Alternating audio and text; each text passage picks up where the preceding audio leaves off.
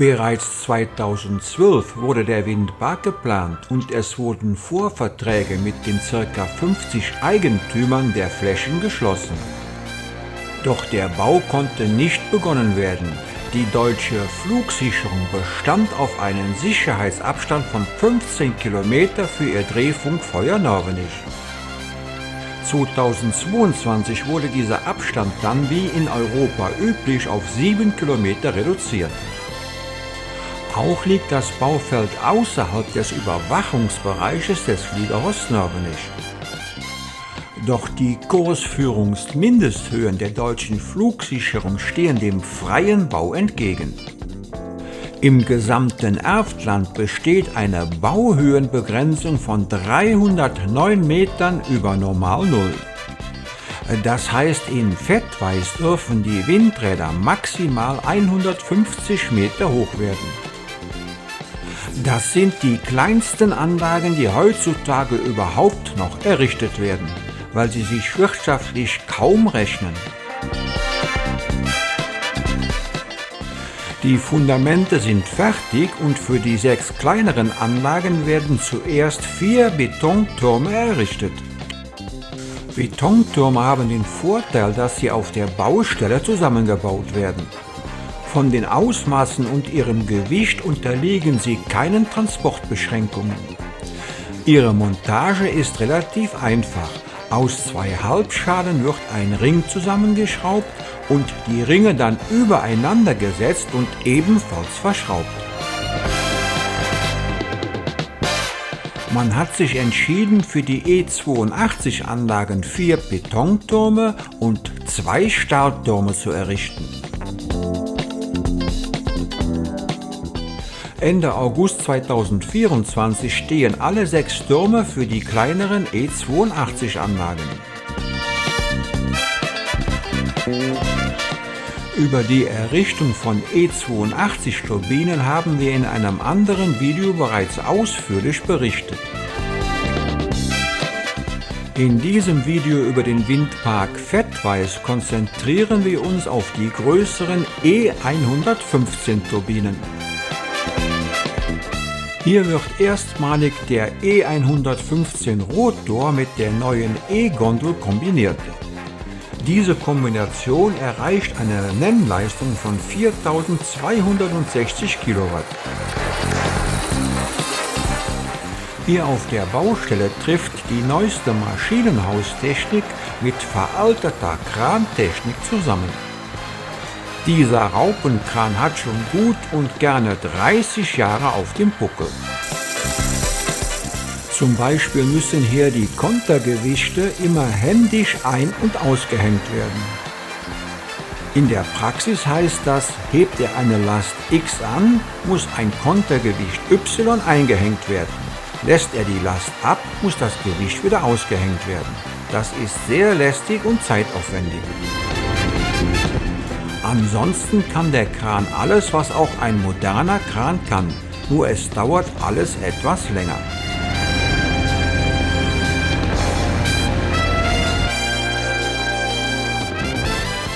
Man hat sich hier für modulare Stahltürme des Types Mk2 entschieden. Die Teile werden auf der Baustelle zusammengeschraubt. Das untere Turmteil hat einen Durchmesser von über 7 Meter. Eine Anlieferung des komplett fertigen Teiles wäre schier unmöglich. Straßen, Brücken und Unterführungen sind nur für Bauteile bis zu maximal 5 Meter Durchmesser geeignet. Dieser Typ hat jedoch auch einige Nachteile. Ein Turmsegment besteht aus 6 Teilen mit je 4 Seiten. Um diese zu verbinden, benötigt man 2000 Schrauben. Um dann die fertigen Turmsegmente miteinander zu verbinden, benötigt man noch einmal 1252 Schrauben. Es ist also eine schier endlose Schrauberei.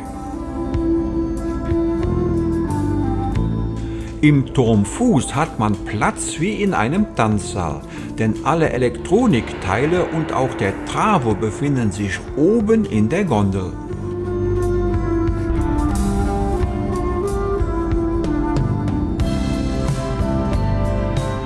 Unten im Turm befindet sich nur die Aufstiegshilfe, sprich Aufzug, und unten im Fuß steht die Mittelspannungsschaltanlage.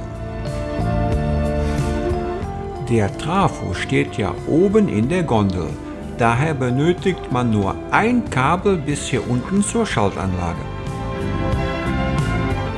Das spart Kupferkosten und auch der Spannungsabfall kann vernachlässigt werden.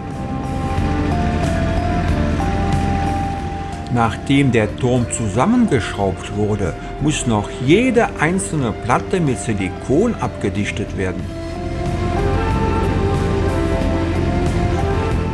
Die oberen Turmsegmente werden herkömmlich montiert, also mit Innenflanschen verschraubt.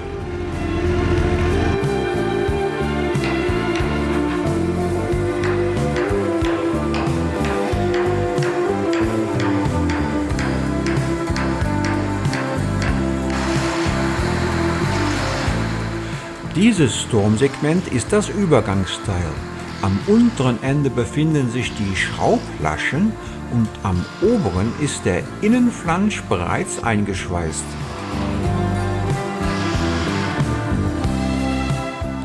Das Ganze ist schon eine elende Schrauberei, denn jede einzelne Schraube muss mit einem vorher genau bestimmten Drehmoment angezogen werden.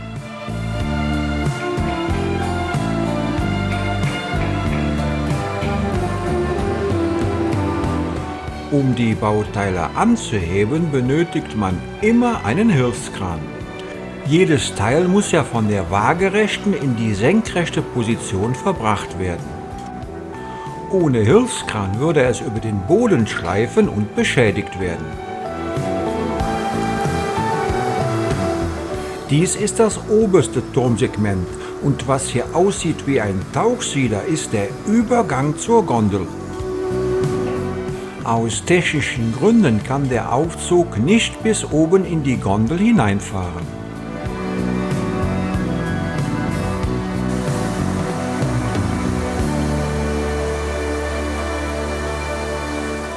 Jedes Teil wird sorgfältig auf Beschädigungen geprüft und gegebenenfalls ausgebessert. Nach der Montage wäre dieser Vorgang extrem schwierig.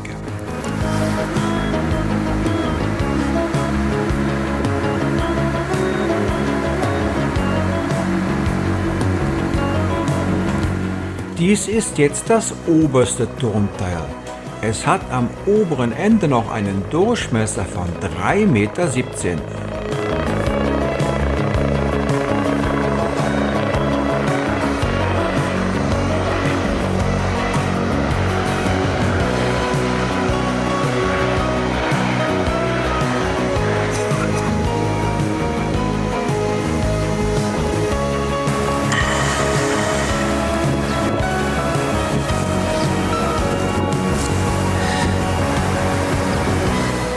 Es ist immer wieder erstaunlich, wie solch ein Turmteil, das ja immerhin um die 70 Tonnen wiegt, millimetergenau zusammengefügt wird. Das funktioniert nur mit einem eingespielten Team, einem guten Einweiser und natürlich auch dem Kranführer.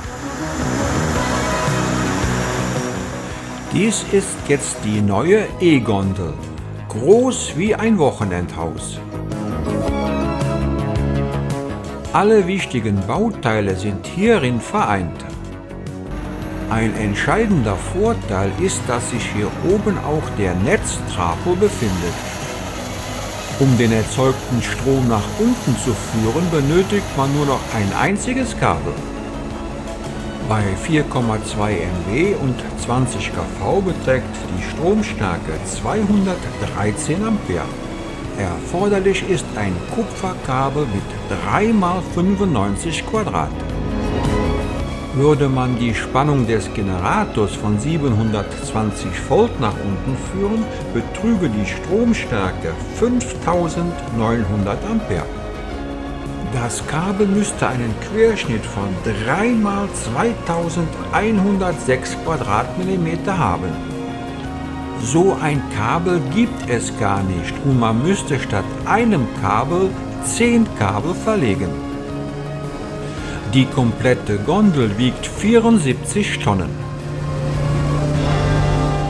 Die Gondel hat eine selbsttragende Konstruktion und kommt ohne Stahlrahmen aus. Dieses neue Gondelkonzept wird hier auch erstmals mit den kleineren E115 Windrädern eingesetzt. Es wird konsequent das neue Gleichteilkonzept angewendet. Alle neuen Windräder werden davon profitieren.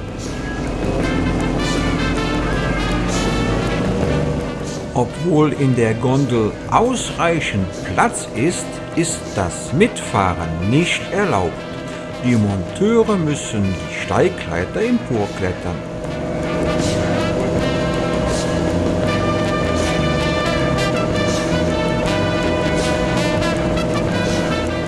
Diese stark beschleunigten Aufnahmen zeigen deutlich die große Dynamik während der Montage. Auch die Kranfahrt ist mit doppelter Geschwindigkeit dargestellt.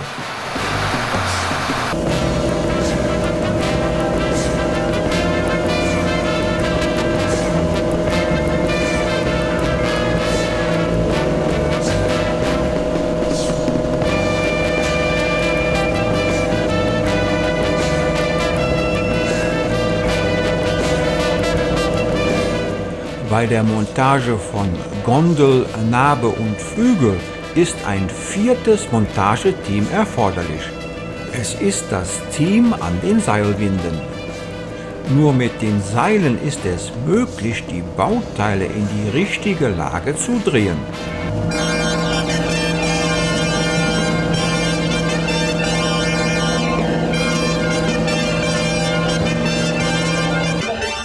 Und wieder einmal ist es geschafft.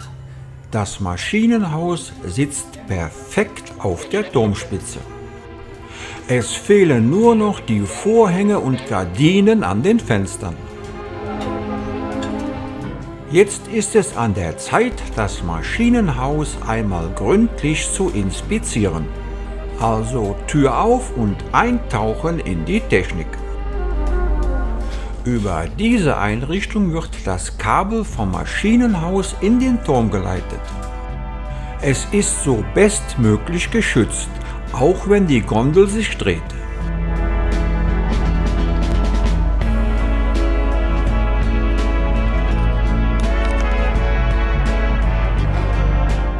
Die Enercon-Bauleitung meinte, ein Windrad ist keine Raketentechnik und hat deshalb die Aufnahmen in der neuen Gondel gestattet. Es hieß aber auch, die Schranktüren bleiben zu. Daran haben wir uns natürlich gehalten. Hier rechts hinter der Abschottung befindet sich der Netztrafo. Und das hier dürfte die Umwälzpumpe für den Ölkühler sein. Hinter dieser Wand befinden sich die Öl-Luft-Wärmetauscher. Das hier ist der elektrische Kettenzug. Mit ihm kann man Sachen vom Boden in die Gondel ziehen.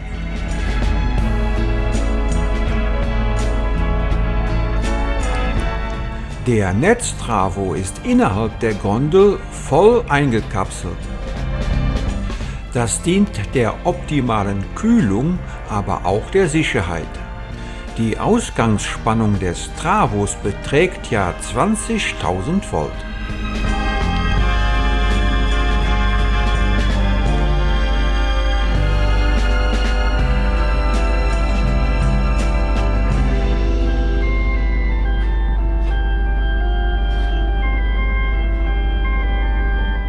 Dies ist der Top-Secret-Bereich. In diesen Schränken befinden sich die neu entwickelten Umrichter. Diese Technik ist für die Effizienz eines Windrades von entscheidender Bedeutung.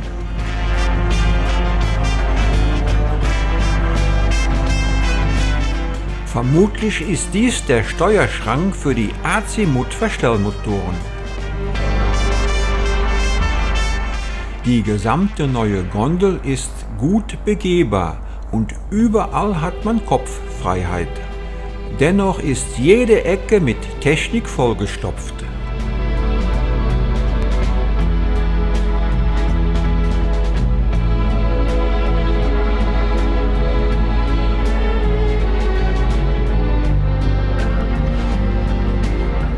Hier unten im Vordergrund die Motoren der Azimut-Verstelleinrichtung.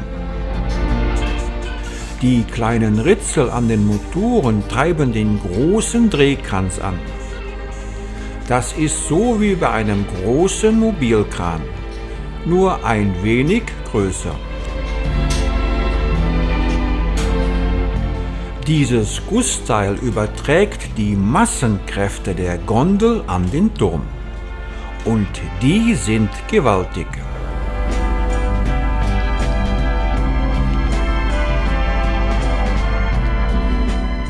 Die E-Gondel ist ein bedeutender Meilenstein auf dem Weg zu einer noch wettbewerbsfähigeren Produktion. Mit der Integration der E-Technik in die Gondel hat Enercon nun bei dieser Hauptkomponente den letzten noch ausstehenden Schritt zu einem zeitgemäßen Produktdesign vollzogen. Das Ergebnis ist eine wesentliche Senkung der Stromgestehungskosten.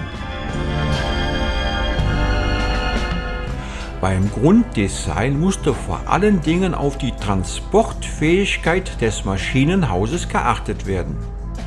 Mit einer Breite von 4,99 Meter ist man an die äußerste Grenze gegangen. Ab einer Breite von 5 Meter kommen erhebliche Beschränkungen auf den Transport zu und er muss immer von der Polizei begleitet werden.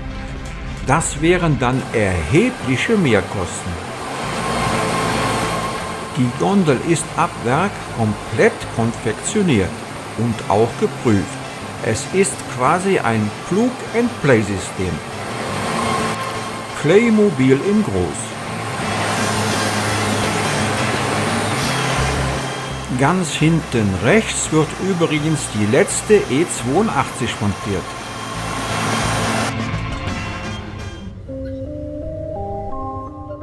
Hier wird jetzt der Generator zur Montage vorbereitet. Die Anlieferung des Stators erfolgt in 2 Teilen. Bei einem Durchmesser von knapp 10 Metern wäre sonst ein Transport über Straßen unmöglich. Die beiden Generatorteile werden auf der Baustelle einfach zusammengeschraubt. Und alles passt auf den Millimeter genau. Das ist halt deutsche Maschinentechnik.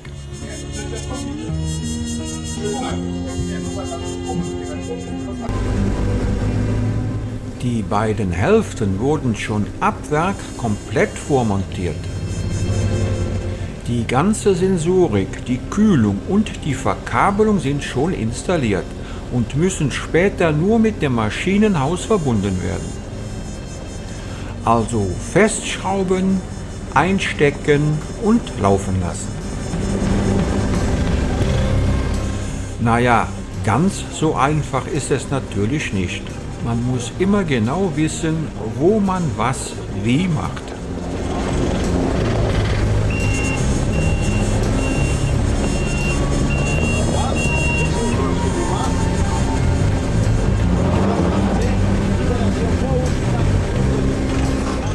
Der Stator ist quasi das Leistungsteil des Generators.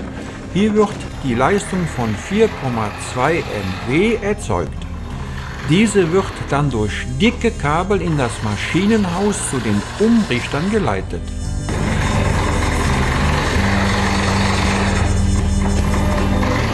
Im Stator befindet sich auch der Flansch für die Montage am Maschinenhaus und auch die Lager für die Rotorwelle sind hier vorhanden.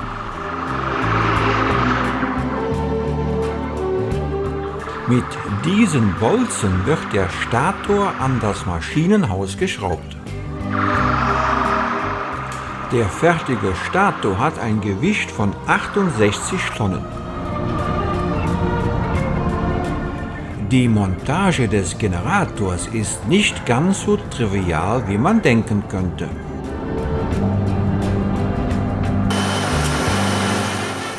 Man musste dazu extra eine 16 Tonnen schwere Konstruktion entwickeln. Mit dieser wird dann zuerst der Stator montiert und später der Rotor. Bei diesen enormen Gewichten und wirkenden Kräften sind natürlich dicke Anschlagseile erforderlich.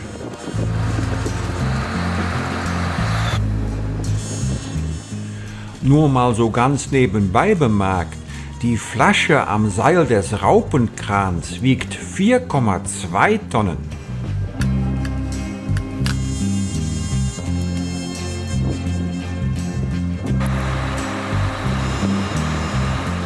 Das Prinzip der Montage ist einfach, die Durchführung aber extrem kompliziert.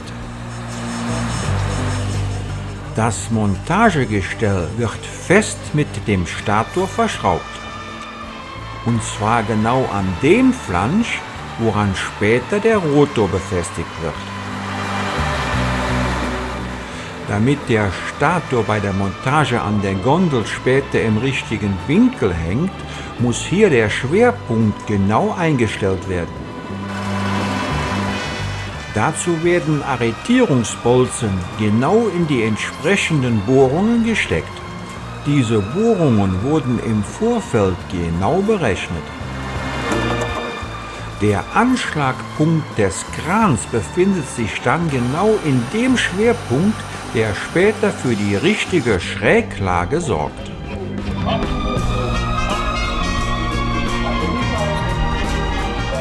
Dies hier ist die spätere Oberseite des Generators. Mit Hilfe des zweiten Krans wird der Generator ganz vorsichtig aus seiner Halterung gehoben.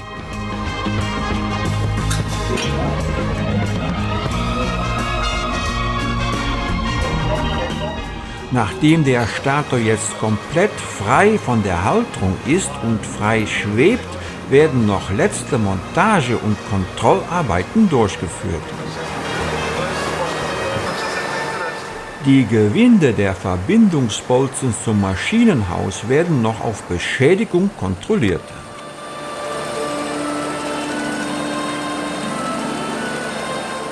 Und dann schweben 68 plus 16 Tonnen wie schwerelos. Der übliche Drehvorgang.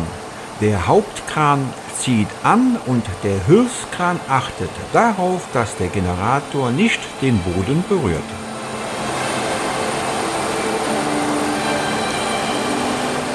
Nach vollendeter Drehung wird der Hilfskran abgeschlagen.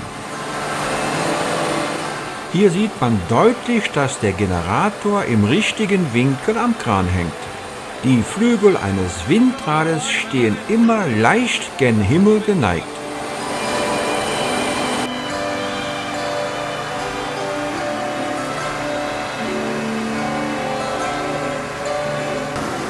Hier werden jetzt auch die Vorteile eines Raupenkrans sichtbar.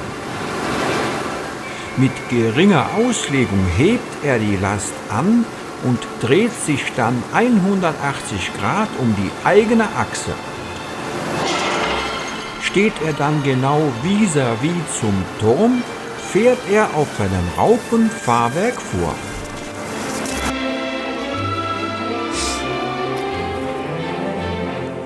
Mit 3 bis 4 Meter Sicherheitsabstand wird dann der Stator auf die richtige Höhe gezogen.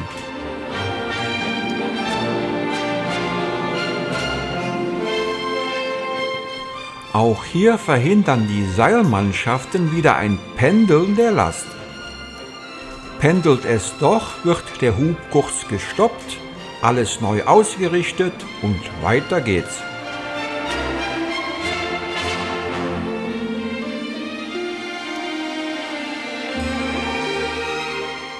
Hier sieht man jetzt deutlich die obere Plattform. Das an der Spitze sind keine Kerzenständer, sondern Blitzableiter. Darunter innerhalb des Schutzrahmens, das sind die Wettersensoren.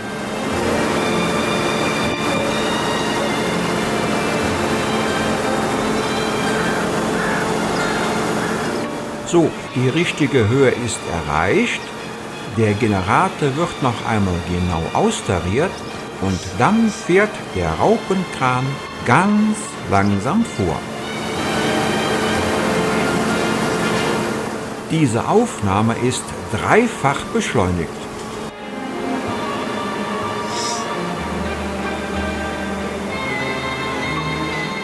Diese Aufnahme ist 20-fach beschleunigt und man sieht deutlich die starken Bewegungen des Generators. Bei den letzten Zentimetern wird der Generator durch hilfreiche Hände des Montageteams geführt.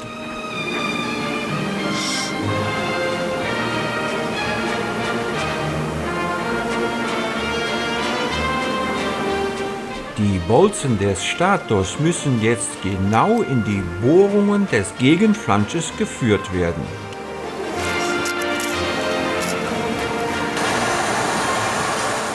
Hierbei ist absolute Präzision erforderlich. Die Toleranzen betragen nur 1 bis 2 mm und ein Gewinde darf auf keinen Fall beschädigt werden.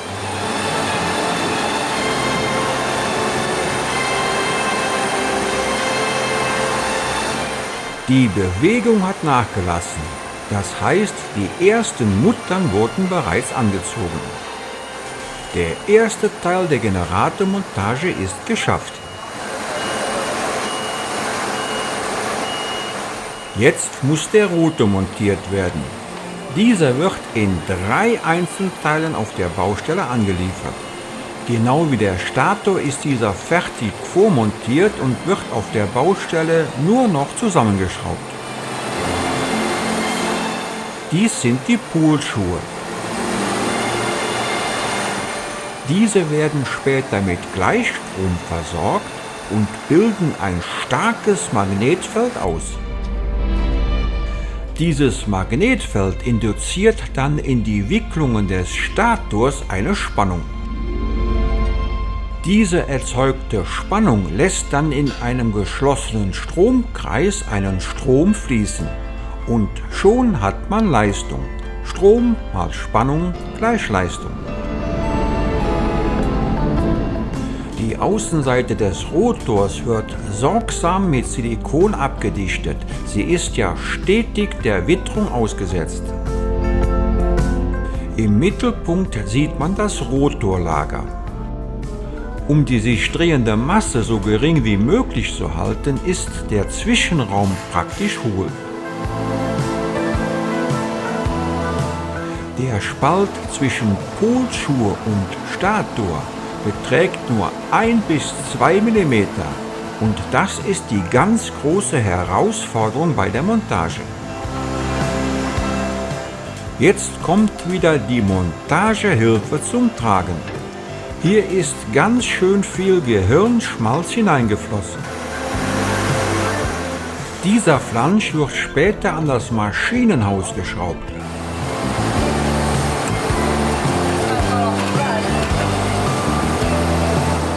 Das Teil wird jetzt vorsichtig durch den Rotor abgelassen und dann später wird der Rotor hier an diesen Flansch angeschraubt. Bei dieser Millimeterarbeit ist wieder viel Fingerspitzengefühl erforderlich.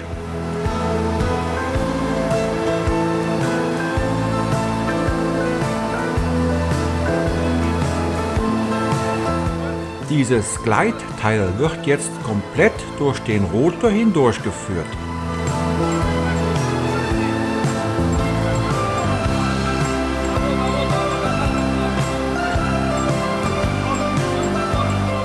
Wird dieser Stempel später mit dem Maschinenhaus verschraubt, hat man eine stabile Verbindung zwischen Rotor, Stator und Maschinenhaus. Ohne diese Montagehilfe wäre es unmöglich, den Rotor in den Stator einzuführen. Die Bolzen, um den neuen Schwerpunkt festzulegen, müssen jetzt noch umgesteckt werden. Der Rotor hat ja andere Abmessungen und auch ein anderes Gewicht als der Stator. Der Schwerpunkt wird jetzt damit so ausgelegt, dass er auch in dem richtigen Neigungswinkel zum Stator hängt.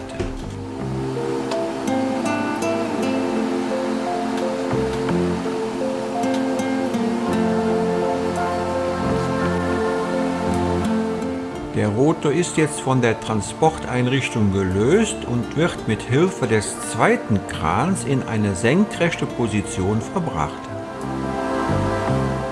Deutlich ist jetzt der Hilfsstempel für die Montage sichtbar.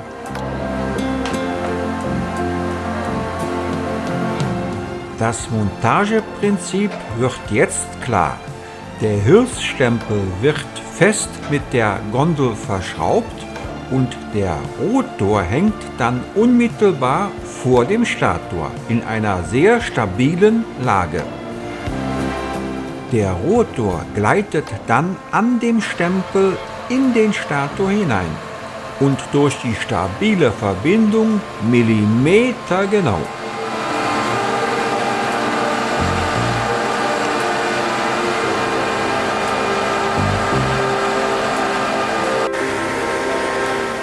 Der Hub läuft dann immer nach dem gleichen Prinzip ab. Der Kran zieht an und die Seilmannschaften stabilisieren das Teil.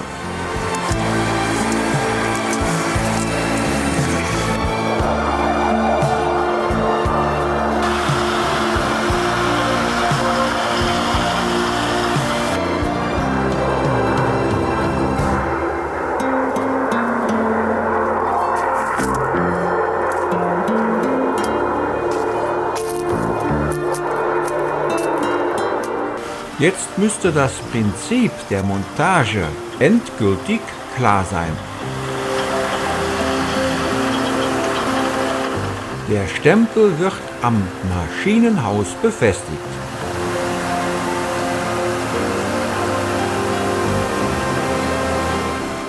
Das dauert ein ganzes Weilchen, weil es muss sehr präzise und vorsichtig gearbeitet werden.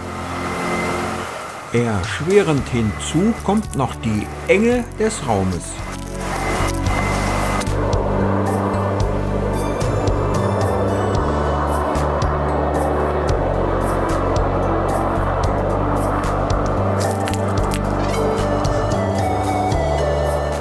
Jetzt ist der Stempel festgeschraubt und man hat eine stabile Verbindung.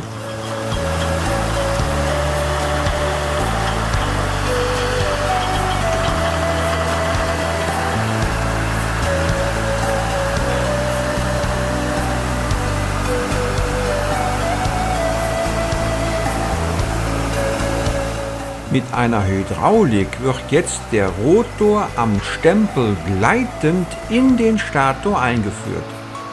Und genau diesen Moment habe ich leider verpasst.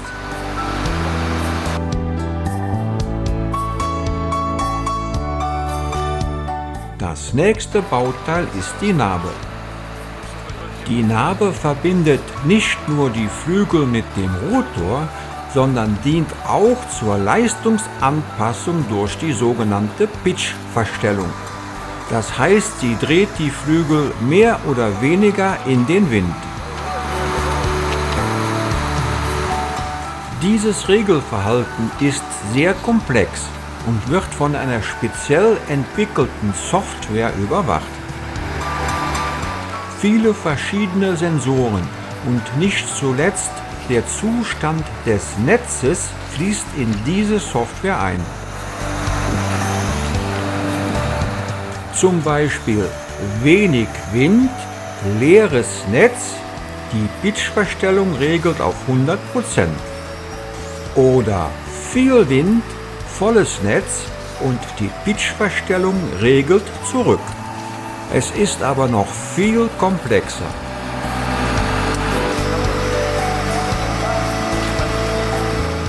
Sieht fast so aus wie eine kleine Raumkapsel.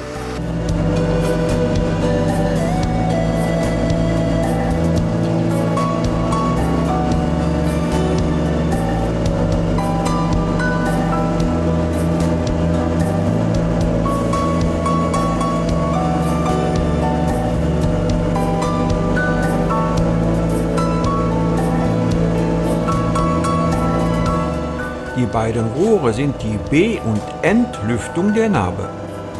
Im Winter darf ja nichts einfrieren und hier wird immer die warme Luft des Generators durch die Narbe geblasen.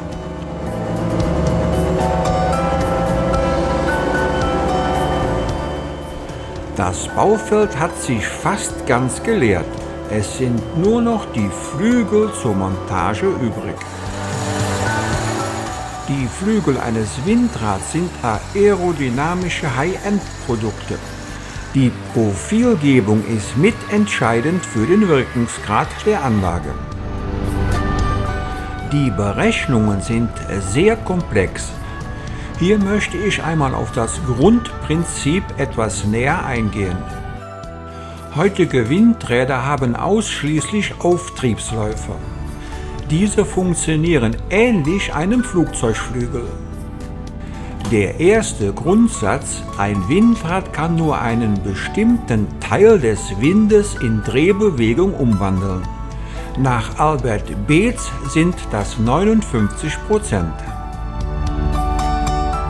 Einfach erklärt, hinter dem Windrad muss die Luft noch strömen, um Platz für die neue Luft zu machen. Nur strömende Luft kann die Kraft an den Flügel übertragen. Dieses Prinzipschema ist stark vereinfacht.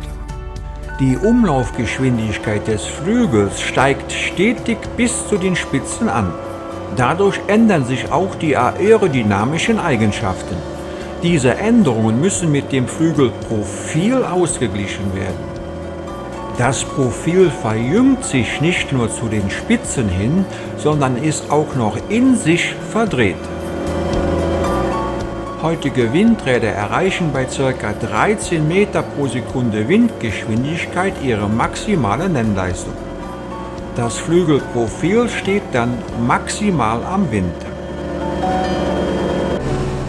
Bei Normalwind wären die Kraftverhältnisse ungefähr so. Bei starkem Wind und gleicher Blattstellung wird der Anströmwinkel zu groß. Die Strömung kann der Profilgeometrie nicht mehr folgen und es kommt doch zu einem Strömungsabriss. Um dieses zu verhindern, passen moderne Windräder den Anstellwinkel immer an die Windverhältnisse an. Diese Grafik zeigt den Anstellwinkel Alpha A bei einer Windgeschwindigkeit von 8 Meter die Sekunde. Bei 24 Meter die Sekunde sähe es dann so aus. Der Anstellwinkel Alpha A hat sich stark vergrößert, jedoch sind die Kraftpfeile Omega gleich groß geblieben. Ein Windrad ist schon eine sehr komplexe Maschine. Und nicht nur so ein Ding, das sich dreht, wenn der Wind weht. Mehr dazu findet man in meinem E-Book Physik für Windräder. Zu finden auf der Seite Windparks im Erftland.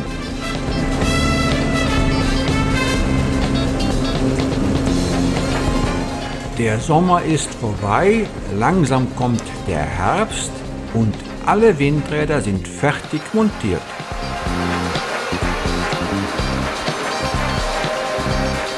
Die Baukräne werden wieder abgebaut und die Baufelder werden aufgeräumt.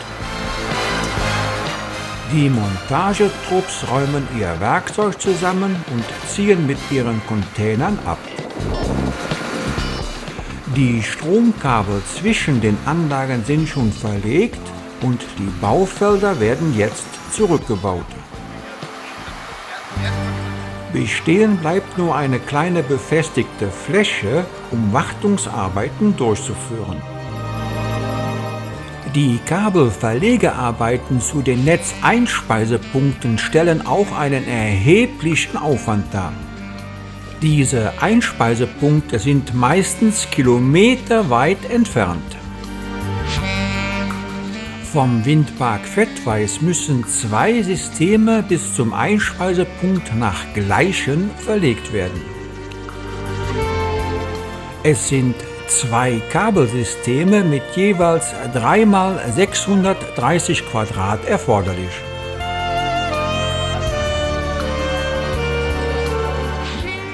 Der Winter ist über das Land gezogen.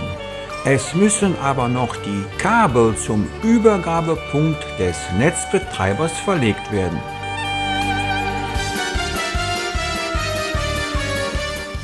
Man hat die 6 Windräder E82 und die 4 Windräder E115 zu je einer Gruppe zusammengefasst.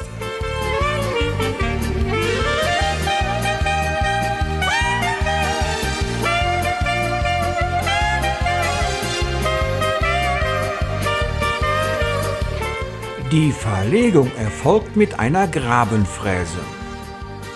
Alle 6 Kabel plus 2 Leerrohre werden in einem einzigen Arbeitsschritt verlegt.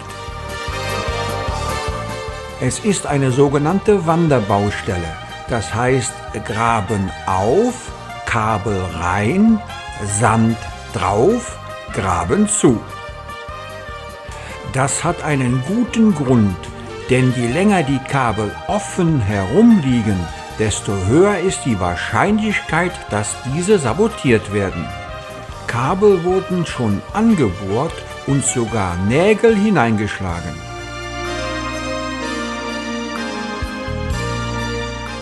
Rechts im Bild ist die Kabelfräse zu sehen. Diese hebt einen 1,20 Meter tiefen Graben aus. Über eine Führungsschiene gleiten die Kabel dann in den Graben hinein. Gleich danach folgt dann eine Vorrichtung, die die Kabel einsandet. Der Bagger hat die Aufgabe, immer genügend Sand in den Vorratstrichter zu füllen, und gleichzeitig füllt er auch den Graben mit dem ausgehobenen Erdreich wieder zu. 2 Mitarbeiter stehen immer bereit, sollte sich irgendetwas verstopfen. Um Umweltschäden zu minimieren, wird der Arbeitsbereich immer so klein wie möglich gehalten.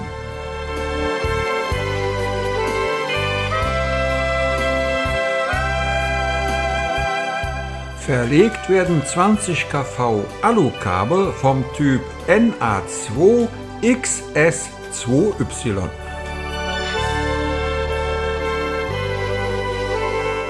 Von den Basiswindrädern bis zum Übergabepunkt sind es ca. 3,2 Kilometer.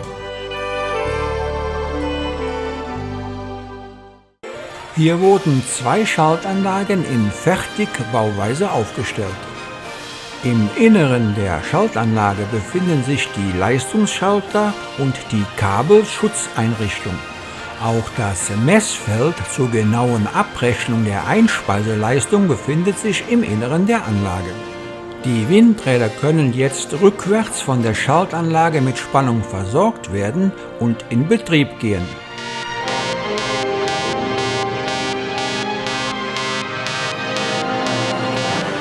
Die Inbetriebnahme eines Windrades erfolgt mit wenigen Handgriffen. Danach arbeitet das Windrad vollständig autonom.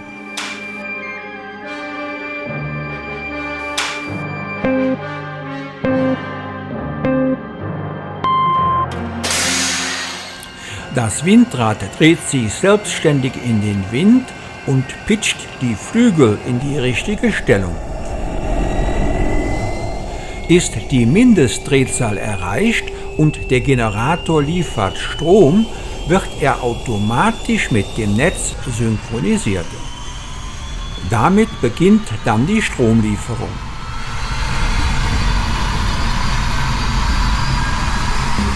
Alle Daten der Windräder werden an eine Schaltzentrale übermittelt.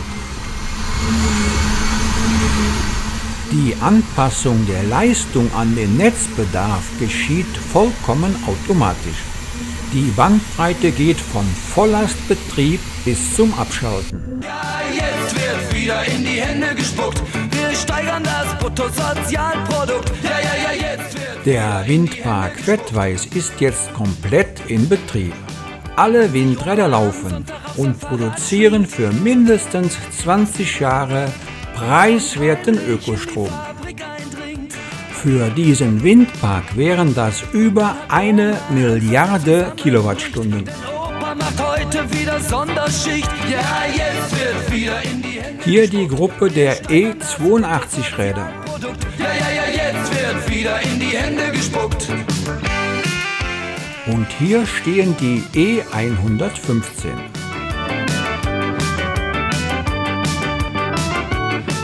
Zum Schluss alle Daten im Überblick.